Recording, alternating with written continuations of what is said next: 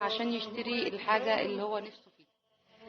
وعايزة اقول لكم كان في ناس بتتفرج على الفيديو بقى ومتغاظين وشايفين ان هو كده اكتر منهم، بس هو جدع وحب يلم الفلوس كلها. حتى حط الفلوس بتاعة العيدية، حطينا الفلوس بتاعة العيدية وخلاص جمع المبلغ كله زي ما انتم شايفين كده. كان لسه طبعا علاء بيعد الفضية بعد ما انا عديتهم. كان عايز يتأكد طبعا من العدد بتاعهم، وهم طلعوا برضو 75 جنيه. المبلغ طبعا كله اتحصل على 750 جنيه، غير طبعا العيديات. هسيبكم بقى في رعاية الله وحفظه، والسلام عليكم ورحمة الله وبركاته. عيد سعيد علينا وعليكم، وما تنسوناش بقى في دعواتكم واللايك الجميل وكومنت حلو، ونوح بيقول لكم كل سنة وانتم طيبين.